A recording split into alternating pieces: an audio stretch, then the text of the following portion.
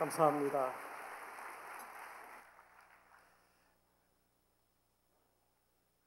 (14년) 동안 섬겼던 조국의 군대에 다시 와서 말씀을 나누게 되어서 무척 기쁩니다.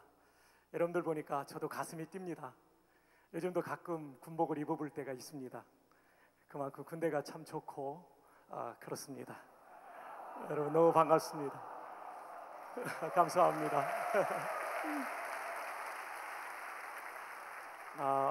제가 국방대학원, 지금 국방대학교로 바뀐 줄 아는데요, 부목사 했기 때문에 육군 목사이지만 공군, 해군, 해병대 우리 장병들과 교제할 수 있는 기회가 있었습니다. 오늘 공군 찬양 정말 막강했습니다. F-16에서 쏘아대는 것 같았습니다. 한 번 더 우리 공군 박수로 한번 인내합시다. 감사합니다. 너무 감사합니다. 오늘 이 시간에도 외로운 무명고지에서 조국의 땅을 지키는 장병들이 있고, 또 저 백령도의 해병대들, 그리고 청해부두로 나가 있는 해군 장병들, 또 특전사 장병들, 고생하는 장병들이 많이 있을 줄 압니다. 그 가운데 우리를 해마다 이렇게 불러주시는 하나님의 은혜에 진심으로 감사합니다. 제가 오늘 나누게 될 말씀 시편 23편은 우리가 굉장히 유명한 시편이기 때문에 유튜브에 보면 사투리 버전이 이렇게 다니고 있습니다. 제가 이렇게 어느 교회에서 한 것이 이렇게 다니고 있던데, 제가 오늘 한 번 더 여러분에게 이 시편 23편, 저는 충청도 사람이지만 경상도 버전, 평안도 버전, 전라도 버전을 좀 소개해 드리려고 합니다. 먼저 경상도 버전입니다. 마 여호와가 내 목자 아이가 내 삼아 답답할 기 넘고 맨치도 없대이. 시퍼런 풀구둥이에 내 딥이 지고 저 쓴한 또랑가로 넬로 이끄신대이. 내 죽을 뻔한 골짜구 디기 껌껌한 데서도 간띠가 부어 댕길 수 있으모 그 빽이 참말로 여간 아니라. 주의 몽디와 짝대기가 넬로 지키시고 내 라이벌 죽일 놈 문디 자석 앞에서 넬로 팔팔 키워주시네. 내 인생이 억수로 복잡했겠어도 그분이 맨날 지켜줄 거니까 내 삼아 그 옆에 딱 붙어가 때리지기도 안 떠날란다.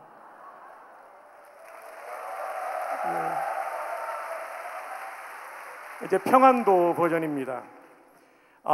여호와가 내 목자인데 뭐이가 부족하간 거저 실포른 불밭에 실하리들 않나. 목마름은 거저 물가로 데려가들 않나. 야이 뭐이가 부족하간 내 이 영혼 소생시켜 주시디. 거저 똑바로 살라 하시디. 긴데건 자기 이름 때문에 기르시는 거래도만. 음침한 골짜기 가반 옛날엔 거의 무서웠더랬는데 거의 이젠 하나도 안 무서워야. 그럼 지팡이랑 막대기 거의로 지켜주디 않니. 거저 나 안심이야. 그럼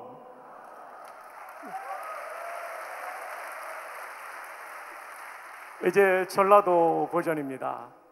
아따 여호와가 시방 나의 목자신디 나가 부족함이 있겠냐. 그분이 나를 저 푸르푸른 초장으로 누워불고 내 삐친 다리 쪼까 쉬어불게 하려고 물가시론 대뿐에 어쩌스까 찡해부네. 나가 산골한가 끔찍한 곳에서도 겁나 불지 않는 것은 주의 몽댕이란 짝대기가 나를 지켜준다 이거요. 아따 주께서 저 싸가지 없는 놈들 앞에서 내게 밥상을 챙겨주시고 내 대급박에 지름칠해 주신 게로 참말로 나가 기뻐글구마이. 나가 살 동안 그르신의 착하심과 넓이부런 맴씨가 나를 찡하게 따라댕긴 게로 나가 어찌 그분의 댁에서 묵고 자고 안 하겠냐. 아따 좋은 거 겁나게 좋아 부러.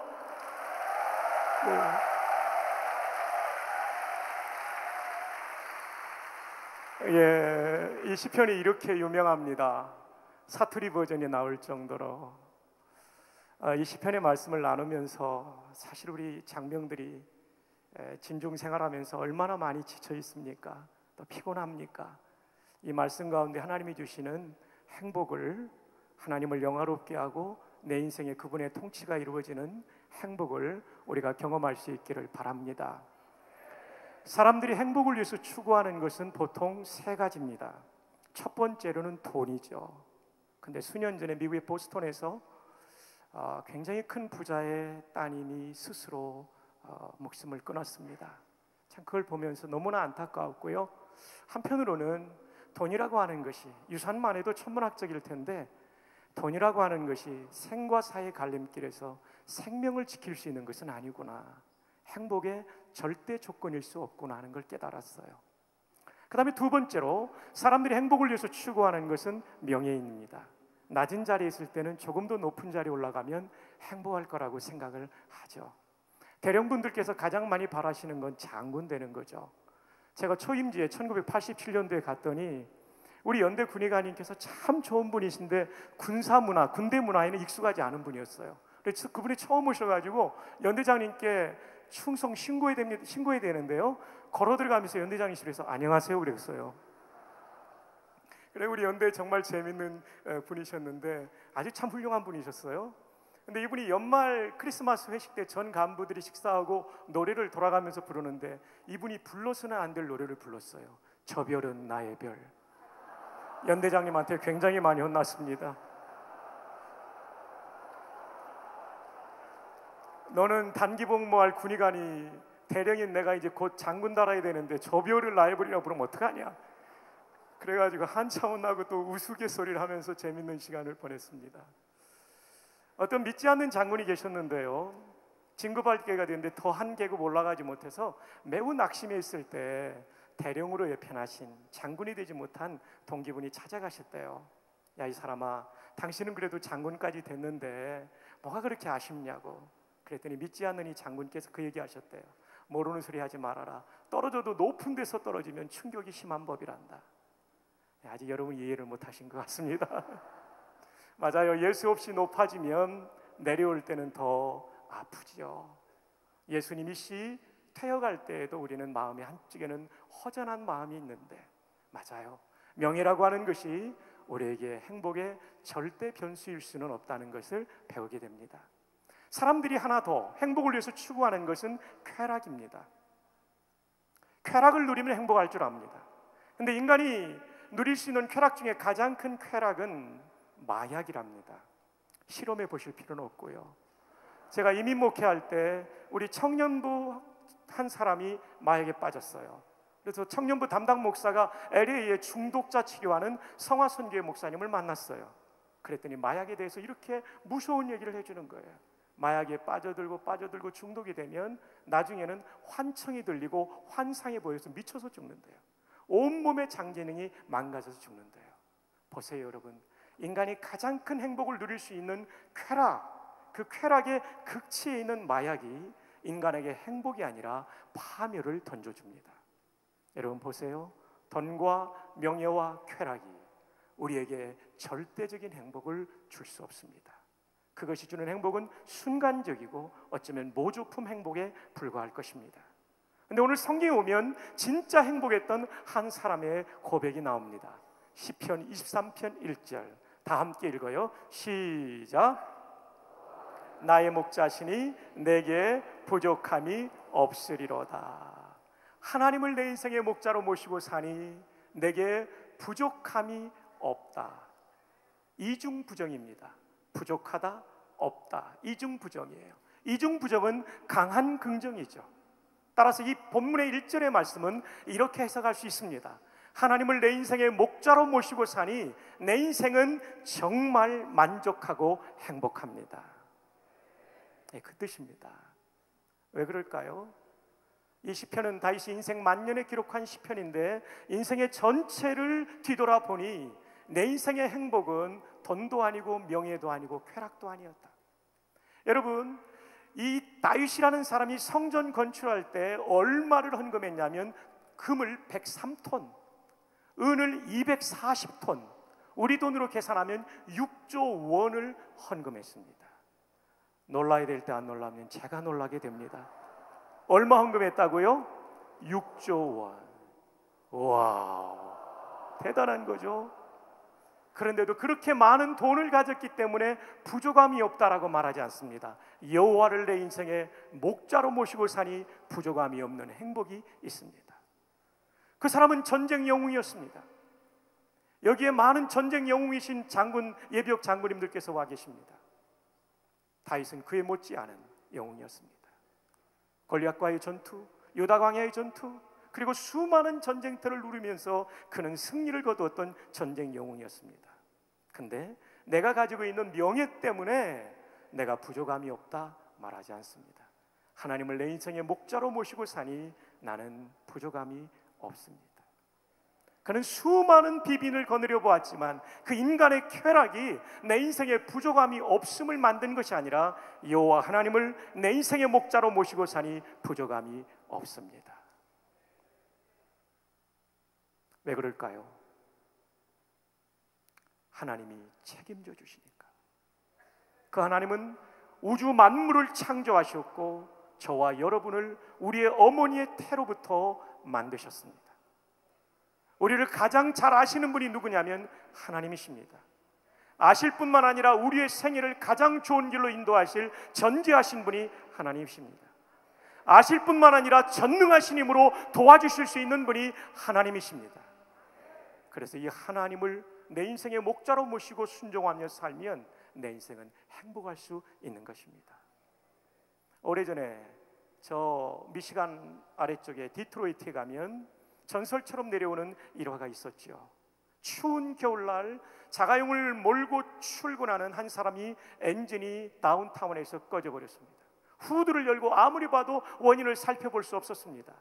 그 사람은 그 도시의 정비를 제일 잘하는 사람이었습니다. 그런데 갑자기 검은 세단이 지나가다 서더니 블랙 수트를 입으신 어르신께서 내리시면서 말씀합니다. May I help you? 속으로 웃었습니다. 내가 제일 정비를 잘하는데 내가 못 고치는 걸 누가 고치나? 근데 예의상 어르신이니까 Yes you may 했더니 이 어른께서 부속을 몇 군데 만지더니 시동을 걸러갑니다. 키를 꽂고 돌리는 순간 부릉 하고 엔진이 걸린 거였어요. 깜짝 놀라서 선생님 누구십니까? 그때 그 어른께서 명함 한 장을 주고 사라지십니다. 거기에는 헨리 포드라는 이름이 쓰여져 있었습니다. 이 자동차를 만드신 분, 이 자동차를 설계하신 분, 그분은 거칠 수 있었죠. 여러분, 저와 여러분의 인생도 자동차가 질주하는 것처럼 달려가다가 갑자기 엔진이 멈춰버린 자동차처럼 길 한복판에 서 있을 때가 있습니다. 내 인생이라는 자동차가 고장났을 때 누가 나를 고쳐줄 수 있단 말입니까? 사실은 저도 목사지만 저희들은 전부 정비사에 불과합니다. 우리의 인생을 진짜로 고칠 수 있는 분은 전지전능하시고 나를 어머니의 태에서 만드신 하나님이 고치실 수 있는 줄로 믿습니다. 그러므로 이 하나님을 내 인생의 목자로 모시고 살면 그 인생은 행복한 인생이 될 것입니다. 다윗이 왜 행복했냐면 이 하나님을 내 인생의 목자로 모시고 살았기 때문에. 근데 여러분 가운데는 질문이 생길 거예요. 목사님, 나도 예수님을 구주로 믿고 하나님이 내 인생의 목자가 됐는데도 내 인생에는 왜 행복이 없습니까? 답이 하나입니다. 순종하지 않기 때문에. 아무리 좋은 목자가 있어도 얘들아 이쪽으로 와라, 시원한 생수가 흐르고 있단다. 순종하면 마십니다. 불순종하면 목마릅니다. 얘들아 이쪽으로 가면 늑대가 나타난단다. 거기 가지 마라. 순종하면 찢기지 않지만 불순종하면 찢기게 되어 있습니다. 좋은 목자를 모셨다는 것도 중요한데 순종하는 것 또한 중요합니다. 여러분, 이번 집회를 통하여 여러분이 정말 순종하는 하나님의 양이었는지 하나님의 백성이었는지를 돌이켜볼 수 있기를 바랍니다. 여러분이 순종한다면 여러분 생애 속에 다윗처럼 여호와는 나의 목자시니 내게 부족함이 없으리로다, 이 고백을 여러분의 생애를 통하여 하게 될 것입니다. 자, 1절은 서론입니다. 하나님을 내 인생의 목자로 모시고 순종하면 행복하다. 자, 그렇다면 so what? 어째서? 그 이유가 2절부터 나옵니다. 2절 다 함께 읽어요. 시작. 그가 나를 푸른 풀밭에 누이시며 쉴 만한 물가로 인도하시는도다. 예, 저는 이 말씀을 읽을 때 궁금한 게 생겼어요. 그가 나를 푸른 풀밭에 누이시며, 풀밭은 양들에게 밥인데 그 풀밭으로 데리고 와서 배불리 먹이시며라고 기록해야지 왜 누이시며라고 기록했을까? 이해가 되지 않았습니다. 문맥이 뭔가 엉켜 있는 것 같았습니다. 그래서 하나님께 여쭤봤죠. 하나님, 이 말씀 이상해요. 제가 머리가 이해가 안 되는데 좀 도와주세요. 그랬더니 동물의 왕국을 생각나게 하셨어요. 동물의 왕국을 보면 들짐승들은 배고프면 절대로 눕잖아요. 모래도 잡아먹고 누워요. 그때 제가 무릎을 탁 쳤어요. 아하, 하나님 그렇군요. 이미 먹었고 그 다음에 포만감에 쉬고 있는 행복한 모습을 이절이 보여주고 있군요. 저는 여러분 여기서 놀라운 하나님을 만났습니다. 내가 생각하는 정도의 하나님의 풍성함이 아니라 내 생각을 초월한, 나는 고작 풀밭에서 먹는 것 정도를 생각했지만 하나님은 이미 배불리 먹이시고 그 다음 단계까지 나아가도록 우리를 인도하시는 풍성하신 하나님을 만나게 되었습니다. 여기 있는 여러 성도들께서도, 형제자매들께서도 하나님께 순종하며 하나님께 기도하며 살면서 하나님이 베풀어 주시는 놀라운 풍성함을 경험한 분들이 많을 거예요. 제게는 잊을 수 없는 간증들이 몇 개 있지만 그 중에 한 가지를 말씀드린다면 1986년 저는 신학대학원 3학년 졸업반이었습니다. 그리고 군목으로 입대를 앞두고 있을 때였습니다. 그때 제가 전도사라 있던 광화문에 있는 내수동교회 자매 가운데 한 사람이 그런 기도를 했어요. 광화문 거리 하늘을 쳐다보면서 하나님 박성규 전도사를 남편으로 주신다면 구원받은 이후 최고의 은혜로 여기겠나이다. 이분이 저보다 2살 위의 연상의 누님이었어요. 근데 저도 참 좋아했어요. 근데 2살 연상이기 때문에 대쉬를 못하고 있었는데 이분이 어느 날 전화한 거예요. 이 기도한 다음에 전사님 아마데우스 영화 보러 갑시다. 저도 좋으니까 따라갔어요. 그 다음에 또 전화가 왔어요. 전도사님 세종문화회관에서 하는 극동방송 주최 창작 복음성가 경연대회 있는데 한번 같이 갑시다. 로얄석이에요. 따라갔어요. 2번 따라가고 나니까 제가 마음에 감동이 왔어요. 이 누님이 나에게 굉장히 관심을 갖고 있구나. 그래서 저도 기도하기 시작했어요. 하나님 이 사람이면 되겠습니까? 좋다 이런 마음이 들어가지고 그 다음에 제가 불러내서 저녁 식사하고 덕수궁 돌담길을 돌다가 앉혀놓고 프로포즈를 했습니다. 예. 네. 나중에 가보니까 거기는 콘크리트 쓰레기통이었는데 그때는 정신없이 프로포즈 하느라고 쓰레기통에 앉혀놓고 프로포즈를 했습니다. 무릎 꿇고 누님 주께서 허락하시면 결혼을 전제로 교제하고 싶습니다. 깜짝 놀라더라고요. 기도응답이 너무 빨리 왔다고. 그래서 저희들의 교제는 시작이 되었습니다. 정말 뜨겁게 사랑하고 교회가 강북에 있기 때문에 강남을 다니면서 이렇게 교제했죠. 석촌호수 이런데 그렇게 교제를 했는데 몇 달이 지나가니까 확신이 들어서 이제 양가 부모님이 만나서 8월 1일 날 양가 부모님의 승낙을 받았어요. 그래서 부모님들이 언제 결혼할 거냐고. 당연히 저는 국군의 날 하는 거죠. 왜냐하면 군대를 좋아하니까. 그래서 10월 1일 날 하겠다고 그랬습니다. 그리고 이제 약속을 하고 나오는데 어머님이 걱정하시는 거예요. 우리 집 가난하고 돈이 없는데 너 어떻게 결혼할래? 제가 하나님께 받아서 할게요. 어머니 걱정하지 마세요 하고 그때부터 기도를 시작하는데 둘이 앉아서 결혼 견적을 뽑습니다. 너무 제가 가난하니까요. 그때 이렇게 가난한 이 대학생 신대원생들을 뭐라고 부르냐면 프로레타리아가 아니라 프로박테리아라고 불렀습니다. 제가 그런 사람이었습니다. 그래가지고 하객들 식사 대접도 못하고 떡 몇 개 넣어서 드리고 뭐 하여튼 다 줄였어요. 남들 제주도 신혼여행 가는데 저희는 제주도도 못 가고 그러나 하와이는 갔어요. 부곡 하와이라고 창녕 가까운 데에 있는 부곡 하와이 온천에 갔었습니다. 견적을 뽑아보니까 150만 원이면 되겠는 거예요. 그리고 10월 달에 결혼하면 4월 영천 삼사관학교 입대니까 6개월은 처형집에서 버티기로 하고 이제 진행을 합니다. 근데 60일 전부터 하나님 150만 원 달라고 기도하는데 응답이 정말 안 하더라고요. 10일 지나고 20일 지나고 30일 지나가면 결혼해 분들은 알지만 30일 전부터는 신부 드레스 계약할 때 신랑이 내야 되거든요. 지방마다 문화는 다르지만 그래가지고 돈을 달라고 하는 게 있어야죠. 그래서 30일을 남겨놓고 새벽에는 간절히 기도했습니다. 하나님이 기도 들으시면 정말 평생 이 은혜를 잊지 않겠나이다. 그날 오후에 응답이 왔어요. 교회 후배인데 1년 후배인데 서울대 나오고 카이스트에서 대학원을 하고 있는 형제인데 아버님이 큰 회사의 중역이셨는데 돈을 얼마를 주셨는데 이 머리가 좋으니까 주식에 이것을 담았는데 이게 배당금이 많이 나왔대요. 누구를 도와줄까 하다가 제 생각이 나서 갖고 왔다는 거예요. 얼마나 고마워요. 그래서 이 형제 축복기도 하고 보내고 얼른 열어봤죠. 저는 150을 구했는데 얼마 있는가 딱 보니까요, 광화문 상업은행 지점 10만 원권 수표가 20장이 있는 거예요. 얼마죠?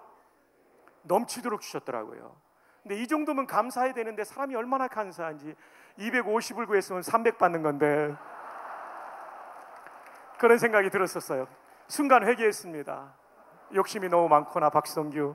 그리고 주님 죄송합니다.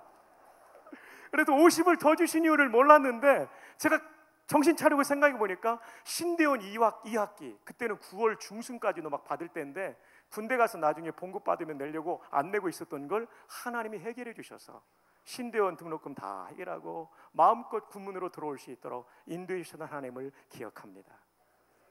하나님은 에베소 3장 20절의 말씀처럼 우리의 온갖 구하는 것이나 생각하는 것보다 더 능히 넘치도록 하시는 하나님이십니다. 이번 집회 가운데 이 하나님을 만나기를 축복합니다. 여러분의 인생에 어떠한 결핍이 있다 할지라도 좋습니다.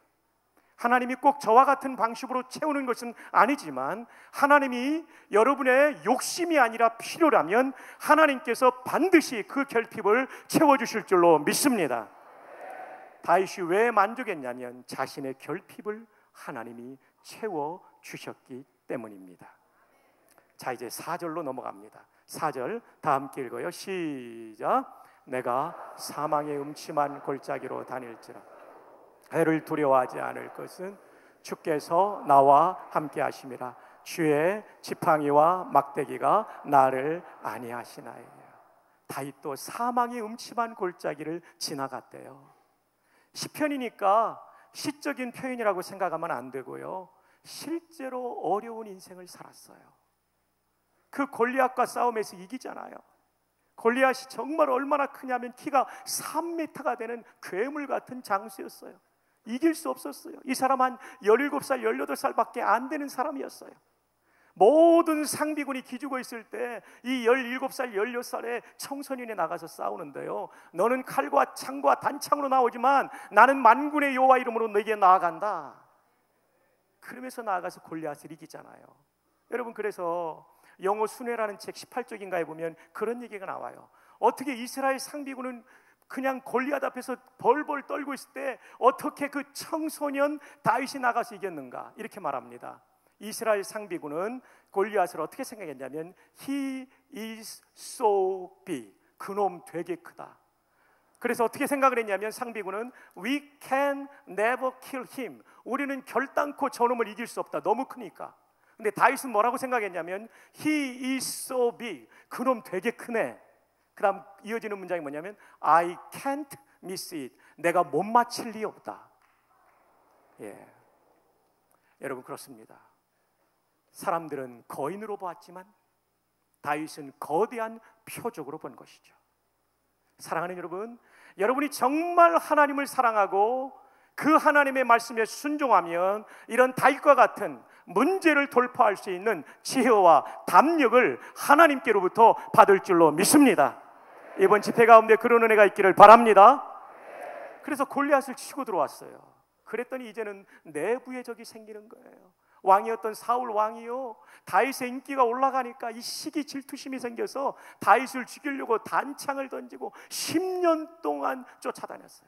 이 한 사람 잡기 위해서 3,000명의 병력을 풀었으니까요, 일개 여단 연대 병력을 풀어가지고 다윗을 죽이려고 했어요.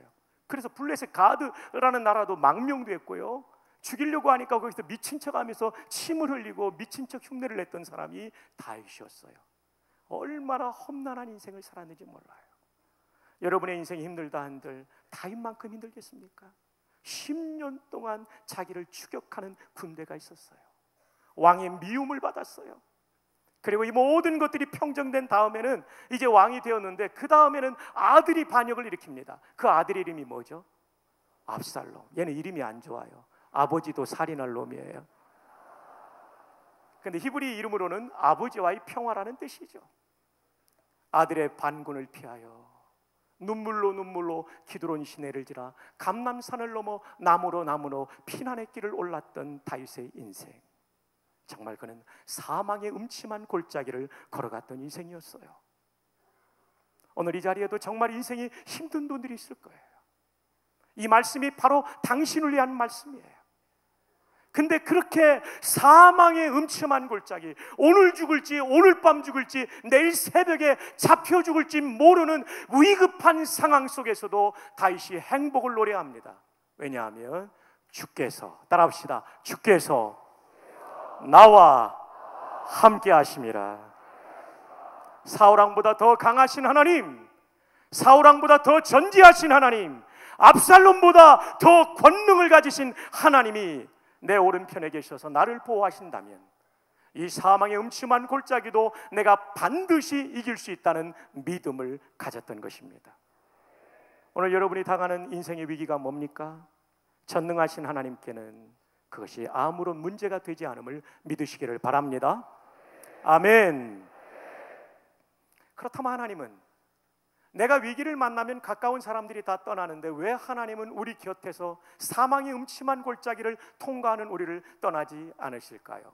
그 이유는 우리가 하나님께 너무나 소중한 존재이기 때문에 그래요. 여러분, 예일대에 화학과 교수를 지냈다고 하는 하럴드 모로이츠라는 교수가 인간에 대해서 연구를 했어요. 참 인간이 기가 막히죠. 인간이 이런 거대한 건물도 짓고 손바닥만 스마트폰 안에다가 카메라와 녹음기와 캠코더와 모든 걸 집어넣잖아요. 전화기에. 정말 대단하죠. 그리고 여러분, 축구 같은 거 할 때 볼 때도 지난번 런던 월드컵에 박주영 선수가 일본 선수 3명 제끼고 슛 골인, 우리나라가 골인을 했다는데 왜 아멘을 안 하세요? 며칠 전에 육군 병장 이근호 형제가 와 육군 병장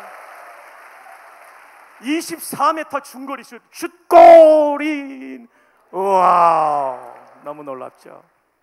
봉급 15만 원, 연봉 178만 원, 호나울두의 40만 분의 1의 연봉을 받고 호나울두보다 골을 넣었어요. 월드컵에 출전한 736명의 선수 중에 제일 연봉이 낮은 이근호 병장이, 대한민국 정말 군대 대단해요. 골인을 했어요. 참 멋있더라고요. 수비수가 완전히 커버하고 있지 않지만 약간 비껴가지고 슛을 날리는데요. 야, 로봇가 이렇게 날릴 수 있을까? 안 돼요. 달려가면서 거리를 재고 각도를 재고 높이를 재고 킥을 하는 이거. 이야, 이거 굉장히 종합적인 거예요. 이건요, 진짜 우리 인간이 얼마나 우수한지 알아요. 김연아 선수 보세요. 음악이 나올 때 표정까지도 연기를 착 하면서 그리고 샥 나가다가 다리도 또 착 들고 막 이렇게 하잖아요. 여러분, 이거 정말 대단한 거예요. 이런 인간을 만들려면, 이런 창의적이고 이런 종합적인 존재인 인간을 만들려면 얼마가 들까 계산해 보니까 RNA, DNA, 아미노산, 효소, 단백질 등등 모든 화학물질을 돈으로 사서 이렇게 움직일 수 있는 존재를 만든다면 돈이 얼마가 들까 계산해 보니까요, 6,000조 달러. 예, 다들 그 정도는 집에 있는 모양이죠. 우리나라 돈으로 환산하면 600경. 와, 한번 따라합시다. 나는 6,000조 달러짜리다. 하이파이브 하면서 4분 이상에게 그대는 6,000조 달러짜리입니다. 시작. 그대는 6,000조 달러짜리입니다. 네. 권사님 여기도 한번 하세요.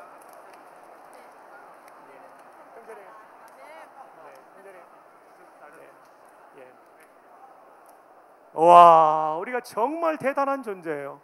혹시 여러분 사시는 집이 600경짜리 되는 분 있으면 손 들어 볼래요? 없죠. 집이 작아도 여러분 불편해하지 마세요. 여러분이 집보다 비쌉니다. 청와대보다 여러분이 비쌉니다. 여러분의 승용차가 6,000조 달러짜리 되는 사람 있어요? 한번 손 들어 보세요. 거기 손 들었어요? 예, 머리 긁은 거였죠? 예. 승용차가 오래되었어도 우리가 더 비싸요. 근데 하나님은 이 말에 동의하지 않습니다. 왜? 더 비싸기 때문입니다. 제가 창세기를 읽을 때 어느 날 창세기를 읽으면서 질문이 생겼어요. 하나님이 만물의 영장을 만드실 때 맨 마지막 날 짐승 만들고 꼴찌로 만든 게 인간이거든요. 그래서 하나님께 질문했습니다. 하나님, 만물의 영장을 만들려면 첫째 날 멋지게 만들어야지, 넘버원으로 만들어야지, 왜 마지막 날 라스트로 만드십니까? 그랬더니 하나님께서 답을 빨리 주셨어요. 야, 이놈아, 그때는 첫째 날은 물이 얼마나 깊었는지 아냐? 먹을 것도 없었다. 구명보트도 없었고 구명조끼도 없었다. 너 묻히 드러나는 3일째 네가 만들어져서 망장이 첫째 날 만들었다면 2박 3일 동안 금식하면서 수영해야 했단다. 해병대도 참 쉽지 않을 거예요. 그 정도는. 그러니까 하나님께서요 다 만들어 놓고 우리에게 여건을 만들어 주시고 우리를 만드신 거예요. 그래서 인생을 살면서 내가 생각한 인생의 타임라인대로 내 인생이 굴러가지 않을 때가 있어요. 절대로 두려워하지 마세요. 하나님께 순종하고만 있으면 하나님이 여러분의 인생길을 내 계획보다 더 좋은 길로 열어주실 줄로 믿습니다. 근데 남자보다 더 늦게 만들어진 존재가 있으니 여자입니다. 그 여자는 하나님의 최신 작품입니다. 그 남자들이 못하는 걸 합니다. 아기 낳는 걸 합니다. 그리고 여자를 워먼이라고 하는데 맨은 맨, 사람은 사람인데 WO, 아기집을 가지고 있는 사람이에요. 그래서 여자를 워먼이라고 한대요. 정말 놀랍죠? 하나님께서는 남자를 만들 때 그냥 흙을 가지고 치대 가지고 만들었는데 여자는 갈비뼈 뽑아 가지고 만들어졌어요. 남자는 흙으로 만들었기 때문에 그릇으로 말하면 질그릇이고 여자는 뼈로 만들었기 때문에 그릇으로 말하면 본 차이납니다. 질그릇은 투박해 보이지만 떨어뜨리면 퍽하고 깨져요. 그래서 40, 50대 남자 사망률이 높습니다. 근데 여자들은 이 본 차이나는 굉장히 이게 튼튼해져 가지고 뼈로 만든 거라 딱 떨어뜨려 쨍그랑 소리 나는데 안 깨져요. 여자들이 오래 살아요. 그래서 남자보다 평균 수명이 8년이 넘은데요. 지혜로운 남자는 연상의 여인과 이렇게 합니다. 죄송합니다. 이 시간 우리 옆에 계신 여성들에게 축복합시다. 그대는 본 차이나입니다. 그대는 본 차이나입니다. 그대는 본 차이나입니다.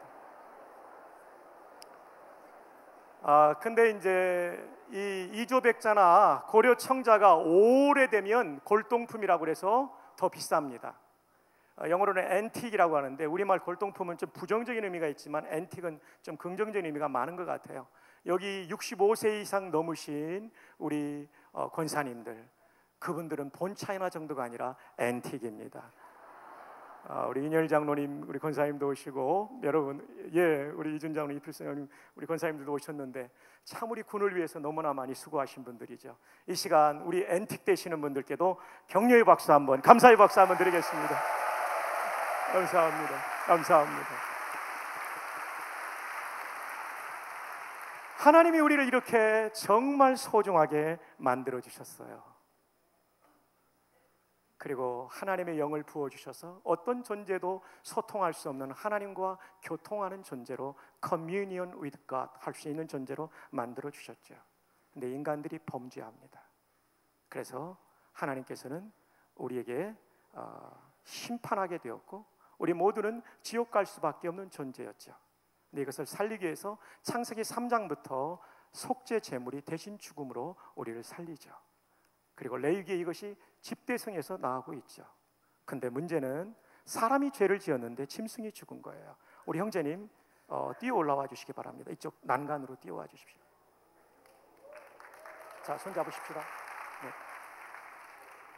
네. 제가 구약의 성도인데 죄를 지으면 즉사하는 경우도 있었지만 그렇지 않을 때는 이렇게 잘생긴 양 한 마리를 끌고 가게 되어 있습니다. 양처럼 이렇게 한번 숙여주시기 바랍니다.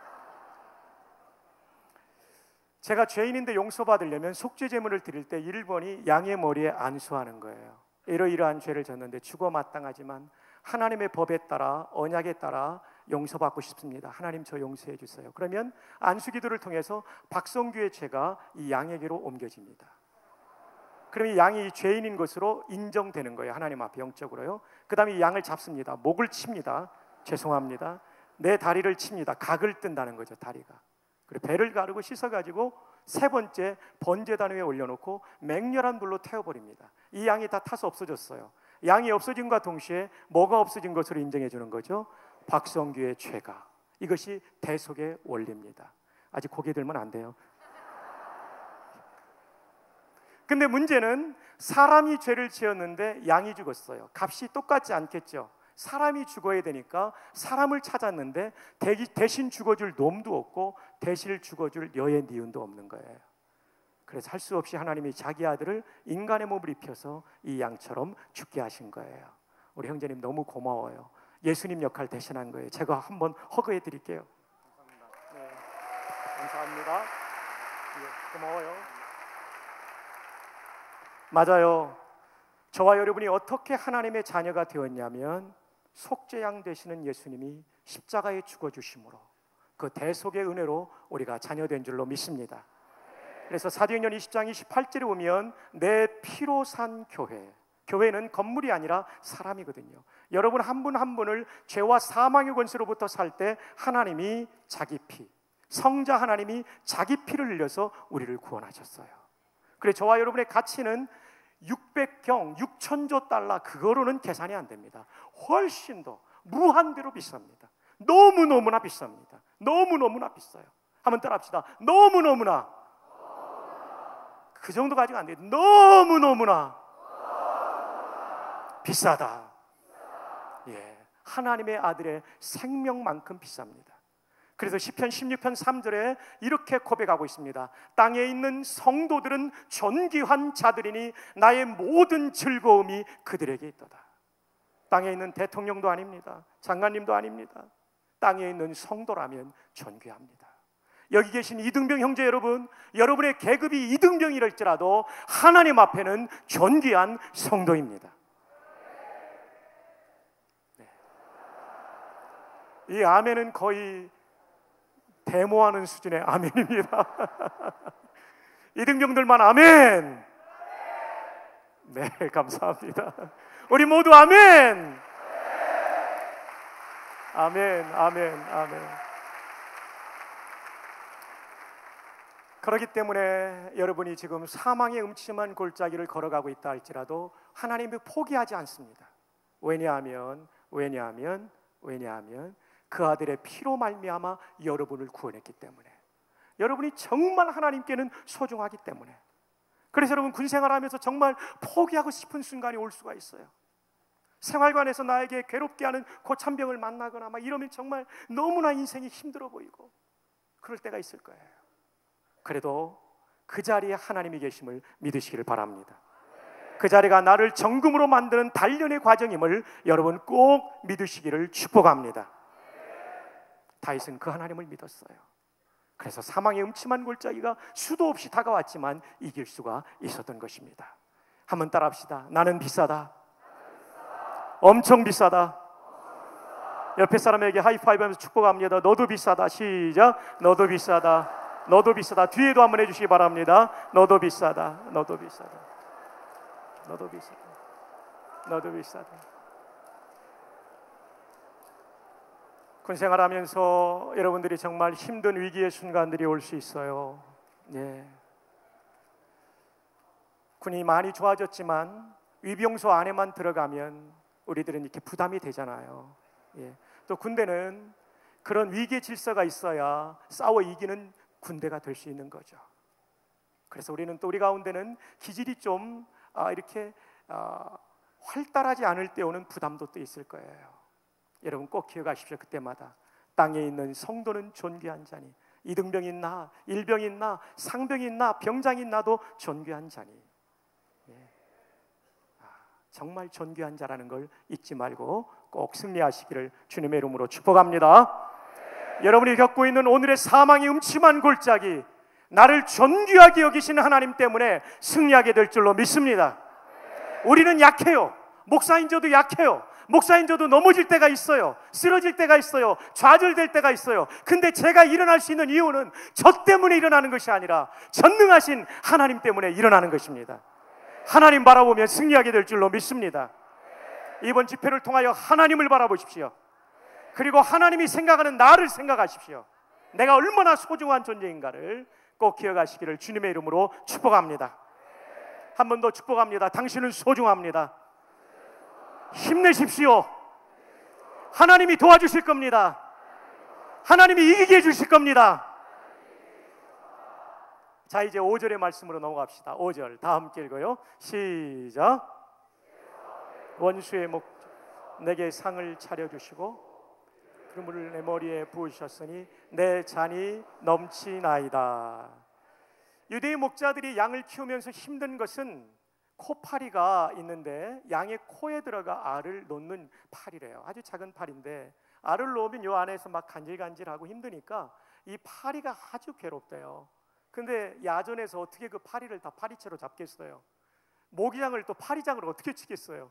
제일 좋은 거는 양의 머리에다가 기름을 이렇게 부어 놓으면, 이 파리는 날개가 있기 때문에 몸통이 들어오려면 날개도 들어와야 되잖아요. 날개가 접히기 전에 이런 데 붙는데요. 그러면 양이 혓바닥이 기니까 해가지고 이걸 잡아먹는데요. 그래서 단백질을 보충한다라고 그래요. 여러분, 우리 신앙생활에도 우리를 괴롭히는 코파리 같은 영적인 존재가 있습니다. 악한 영들이에요. 이 악한 영들은 우리의 마음속에 분노를 심어놓기도 해요. 분노요. 분노. 이 분노 때문에 사고가 날 수 있잖아요. 인생이 망가질 수 있잖아요. 분노, 질투, 시기심, 그리고 욕설, 음란, 이런 못된 것들을 내 마음속에 자꾸 집어넣어요. 이거 내가 의지적으로, 윤리, 도덕적으로도 이기지만 더 중요한 것은 기름 부으심이 있으면 강력하게 이기게 될 줄로 믿습니다. 기름 부으심이 뭡니까? 성령 충만입니다. 회개할 때 주시는 성령 충만, 말씀을 사모할 때 주시는 성령 충만, 기도의 깊은 자리에 들어가서 성령님 내게 찾아와 주옵소서 간구할 때 부어주시는 성령 충만, 그분이 기뻐하시는 자리에 있을 때 부어주시는 성령 충만, 이 성령 충만, 이 기름 부으심을 받으면 악한 영의 분노, 질투, 다툼, 음란 이기게 될 줄로 믿습니다. 중독 이기게 될 줄로 믿습니다. 이런 것들은 영적인 거예요. 내 힘으로 다 이길 수 없어요. 그렇다고 내 결단이 필요 없다는 것이 아니지만, 결단이 순종으로 필요하지만 내 마음속에 강력한 동기부여는 성령님의 도움이에요. 이번 집회 기간 동안 성령께서 각 사람 위에 성령의 강력한 기름 부으심을 주시기를 축복합니다. 그래서 영적인 도전을 이길 수 있는 예수님의 정병들이 되기를 주 예수님의 이름으로 축복합니다. 마지막 6절입니다. 6절 다 함께 읽어요. 시작. 평생의 선하심과 인자하심 반드시 나를 따르리니 내가 야훼의 집에. 아멘. 자, 여러분, 이 말씀에 보면 왜 행복하고 만족했냐면 하나님께서 나의 결핍을 채워주셨어요. 푸른 풀밭에서 먹는 수준이 아니라 그걸 넘어서는 수준인 누이시는 포만감과 안식의 수준까지 인도해 주시는, 넘치도록 결핍을 채워주신 하나님. 그 다음에 4절에 보면 3절과 4절이 연결되기 때문에 해석을 안 했는데요, 4절에 보면 사망의 음침한 골짜기라고 하는 인생의 위기 가운데도 나와 함께 하시는 임마누엘의 하나님, 그리고 마침내 이 골짜기, 이 터널을 승리로 통과할 수 있도록 도와주시는 하나님, 위기를 이기게 하시는 하나님. 그래서 행복한 거예요. 뿐만 아니라 우리 마음속에 있는 수많은 옳지 못한 생각과 내 인격과 내 인생을 망가뜨리는 악한 영의 도전을 이길 수 있는 성령의 기름 부으심, 이 세 가지 있으면 인생은 행복합니다. 근데 한 가지가 더 필요해요. 그건 뭐냐면 우리 실존의 마지막 과제, 죽음입니다. 죽음의 문제를 해결하지 못하면 그건 진짜 행복한 건 아니에요. 왜냐하면 우리는 언제든지 죽음을 맞이할 수 있는 존재이기 때문에 그래요. 근데 오늘 다윗은 뭐라고 말합니까? 내가 여호와의 집에 영원히 살리로다. 영원히 살 수 있는 여호와의 집은 땅에 있는 예배당이 아니라 하늘의 성전입니다. 다윗은 지금 마지막 절에서 뭐를 노래하고 있냐면 인생의 황혼역에 장차갈 하나님의 나라 천국을 바라보고 있는 것입니다. 사랑하는 여러분, 지금 죽어도 천국 갈 확신이 있나요? 저와 여러분은 군사교육을 수료할 때 교관들로부터, 또 우리의 지휘관들로부터 그런 얘기를 받았을 거예요. 여러분이 지금부터 입고 있는 군복은 조국이 입혀진 수의다. 전쟁이 나면 우리는 이 옷 입고 싸우다가 이 옷 입고 죽는다. 죽음에 대한 문제를 가장 중요하게 해결해야 될 사람들이 사실은 우리 군인들입니다. 성경은 분명히 말합니다. 예수님을 구주로 믿은 사람에게는 영생이 있다고. 아멘입니까? 십자가상의 강도도 믿자마자 내가 나와 함께 오늘, 내일이 아닙니다. 10달후가 아닙니다. 내가 오늘 나와 함께 파라데이소스, 천국이라는 헬라 말입니다. 낙원에 있으리라. 예수님의 십자가의 공로는 우리 모두를 구원하기에 충분합니다. 그래서 이 사생관을 가지고 있는 사람들은 전쟁에 임해도 죽음을 두려워하지 않을 수 있었던 거죠. 저는 세월호 사건을 보면서 책임을 다하지 않은 사람들의 모습 속에서 1943년 2월 3일 북대서양에서 침몰한 미군의 수송선 돌체스토호의 군목들을 떠올리게 됐습니다. 갑작스럽게 독일군 유보트에 토피도 어뢰를 맞습니다. 배가 침몰해 가는데 밤이었습니다. 잠자던 병사들을 깨워가지고 갑판으로 올려보내고 탈출을 시키는데 장교들과 그리고 군목들이 함께 하는데 몇몇 병사는 구명조끼를 입고 있지 않았어요. 4명의 군목들은 주저없이 자신들의 군복을, 라이프 재킷, 구명조끼를 벗어가지고 그 병사들에게 입혀줍니다. 그리고 탈출하라고. 더 이상 구명보트에는 이 4명의 군목이 오를 수 있는 공간이 없었습니다. 그때 이 4명의 군목은 갑판 위에서 함께 손을 잡고 기도하면서 그들의 생명을 추운 2월 3일 1943년 북대서양의 바닷가에 던졌습니다. 그들은 그 자리에서 순직했습니다. 그리고 지금도 미군의 군종들은, 군정장교들은 이 4명의 군목들을 불멸의 군목들, Immortal Chaplains라고 부릅니다. 그 중에 가장 젊었던 군목이 클라크 폴링이라는 대위였습니다. 그는 이 배에 승선하기 전에 자기 아버지 폴링 장로님에게 말씀합니다. 아버지, 전쟁터에 나가면 모두가 살아 돌아올 수는 없습니다. 아버지께서는 저를 위해서 기도해 주실 때 제가 안전하게 돌아오기를 위해서 기도해 주지 마시고 제가 저의 임무를 다할 수 있도록 기도해 주십시오. 아버지의 서재에서 이 얘기를 하고 갔어요. 영어로 옮기드리면 Dad, don't pray for my safe return. Just pray that I shall do my duty. 평소의 마음이 결정적 순간에 자기의 생명을 던질 수 있었던 거죠. 왜냐하면 천국이 있기 때문에. 사랑하는 여러분, 조국이 우리를 필요로 할 때 안전한 귀환보다 더 중요한 임무를 다하는 기독 장병들이 될 수 있기를 축복합니다. 저의 기도도 그것입니다. 목사로서 죽어야 될 때 죽게 하여 주십시오. 세월의 선원들은 죽어야 될 자리에서 죽지 못해서 400명 가까운 사람을 목숨을 잃게 했죠. 그리고 역사에 길이 남는 오명을 남기게 된 것입니다. 군인으로서, 목사로서 우리가 가장 영예로운 것은 죽어야 될 자리에 죽는 것입니다. 그런데 이것은 두려운 것입니다. 이것을 이길 수 있는, 이 두려움을 이길 수 있는 단 한 가지 방법은 예수님의 십자가를 믿으면 나에게 영생이 있다. 이 땅의 삶은 누리고 즐기러 온 것이 아니라 사명을 이루기 위해서 왔다가 사명이 끝나면 가는 거다. 이 분명한 신앙관, 사생관이 있어야 가능한 줄로 믿습니다. 오늘의 한국교회는 천국에 대한 메시지가 너무나 줄어들어 버렸어요. 그래서 교회에서 천국을 말하지 않으니까 김밥집에서 천국이라는 이름을 가져가 버렸어요. 김밥 천국이라고요. 우리는 더 많이 천국을 말해야 됩니다. 왜냐하면 정말 인생 짧거든요.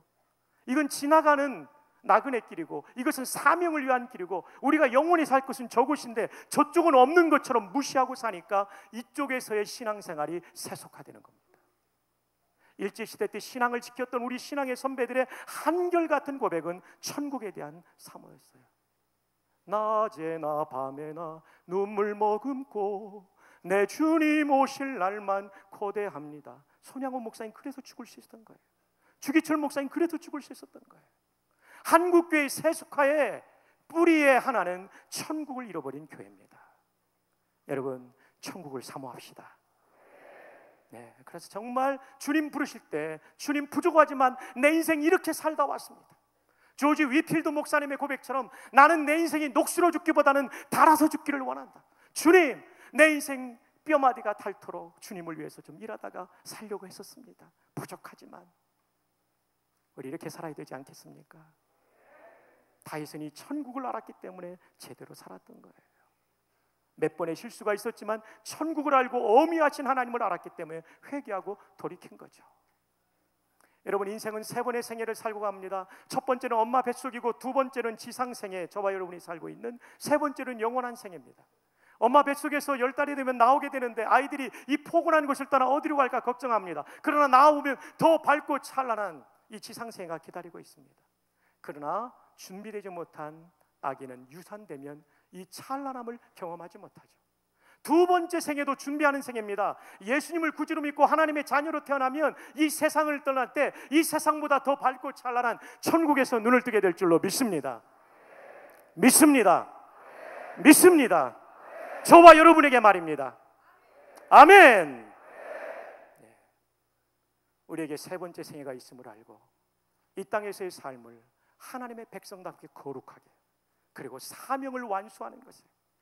여기 있는 청년들, 정말 여러분들이 대한민국의 미래인데 세속화되지 말고, 정말 미안합니다. 기성세대로서 본이 되지 못한 거 정말 미안해요.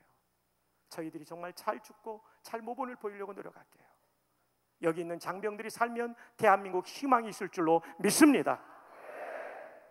천국을 바라봐야 돼요. 어떤 교회 권사님이 성경을 읽는데 성경을 문장대로 읽지 않고 사람 이름만 읽더래요. 담임 목사님, 권사님 성경 읽으려면 제대로 읽어야지 왜 그렇게 읽어요? 그랬더니, 아 목사님, 나 좀 있으면 천국 갈 텐데 그래도 통성명이라도 하려면 이름이라도 외우고 가야 되잖아요. 뭐 실한지는 모르겠지만 천국을 사모하는 거죠. 구원의 확신이죠. 아마 이 자리에는 아직 예수님을 제대로 믿지 못하고 구원의 확신도 없는 형제들이 와 있을 수도 있어요. 괜찮아요. 여러분이 우연히 온 것이 아니라 하나님께서 여러분의 인생에 복 주시려고 보내주셨어요. 이번 기회에 예수님을 구주로 확실하게 영접하기를 바랍니다. 천국이 여러분의 것이 되기를 바랍니다. 자, 이제 말씀을 마무리해 봅시다. 시편 23편, 이렇게 놀라운 진짜 행복으로 가득 찬 성경이에요. 2절, 나의 결핍을 채워주신 하나님, 푸른 초장에 먹는 정도가 아니라 눕는 단계까지 인도하신 하나님. 4절, 사망의 음침한 골짜기에도 버려두지 않고 나와 함께 하시고 마침내 승리케 하신 하나님. 5절, 내면의 세계의 영적인 공격을 이길 수 있도록 성령으로 기름 부어주신 하나님. 6절, 인생의 가장 궁극적인 문제인 죽음까지도 해결해 주시고 천국을 예비해 주신 하나님. 그래서 다윗이 부족함이 없다라고 말한 거예요. 그런데 여러분, 마지막 이 말씀도 중요합니다.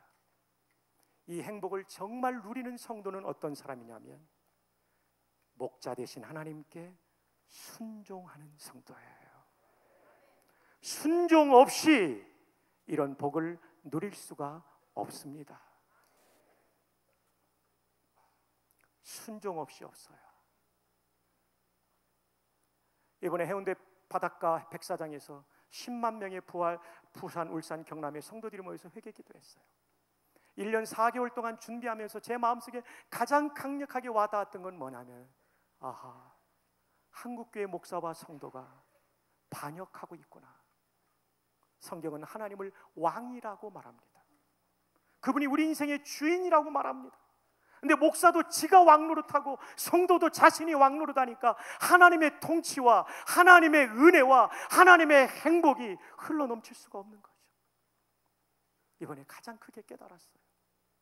시편 23편을 지은 다윗은 시편 145편에서 이렇게 고백합니다. 왕이신 나의 하나님이여, 내가 주를 높이고 영원히 주의 이름을 송축하리이다.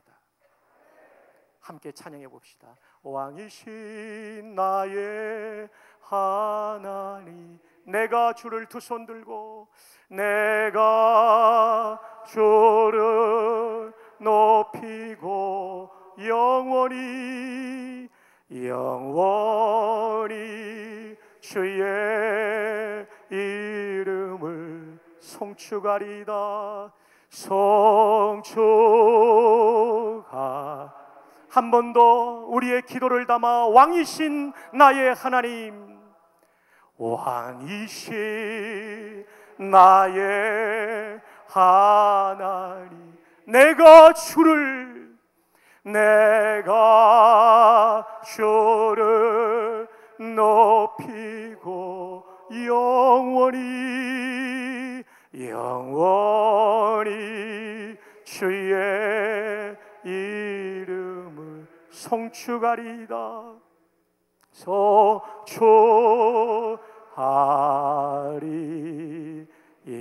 송축하리이다. 아멘.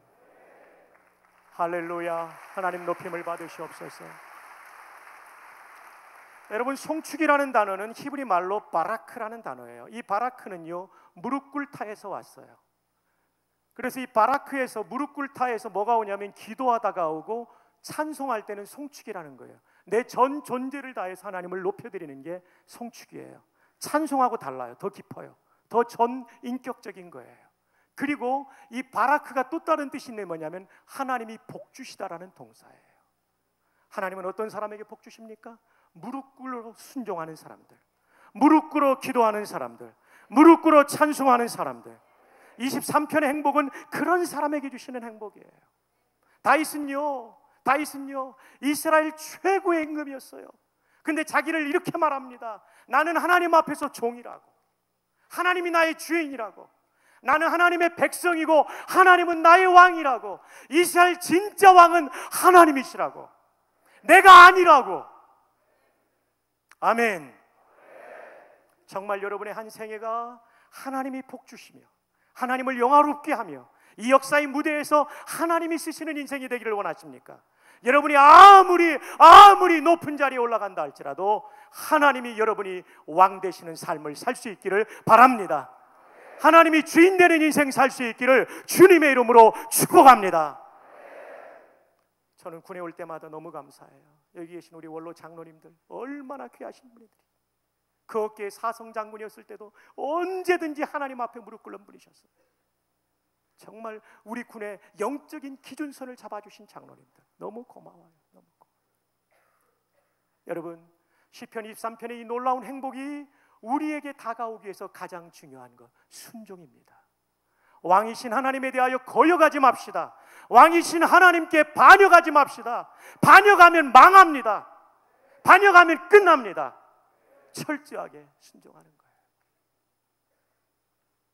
여러분의 마음을 한번 살펴보십시오. 여러분의 생각이 옳지 못한 생각이 있을 때 여러분의 생각대로 그냥 고집부리며 나갑니까? 하나님 주시는 마음대로 이것을 없애버립니까? 그게 순종이에요. 여러분의 말에서 옳지 못한 말이 나오려고 할 때 하나님의 성령의 감동에 따라 순종합니까? 말이 달라지면 진짜 순종이에요. 가지 말아야 될 곳에 가지 않습니까? 그게 순종이에요. 인터넷 사이트에 접속하지 말아야 될 곳에 접속을 끊어버립니까? 그거 순종이에요. 다음에 검색하다가 이상하게 치마 짧은 사람들이 나왔을 때 더 이상 클릭하지 않는 거, 이게 순종이에요. 왜 그 사람들은 옷감이 그렇게 짧은지 모르겠어요. 여러분의 성결을 지키는 것을 막는 것을 끊어버리는 거예요. 디모데후서 3장 1절에 보면 말세에 나타나는 현상이 있습니다. 사람이 자기를 사랑하고 돈을 사랑하고 쾌락 사랑하기를 하나님 사랑하는 것보다 더한다고. 많은 내용이 있지만 사랑한다는 말로 묶여 있어요. 이기적인 자기 사랑, 이건 잘못된 겁니다. 돈 사랑 잘못된 것입니다. 쾌락 사랑 잘못된 것입니다. 이 세 가지 우상을 없애고 하나님께 순종하면 시편 23편의 놀라운 은혜와 복이 여러분의 평생에 흘러넘치게 될 줄로 믿습니다. 이런 은혜가 우리와 함께 하기를 주님의 이름으로 축복합니다.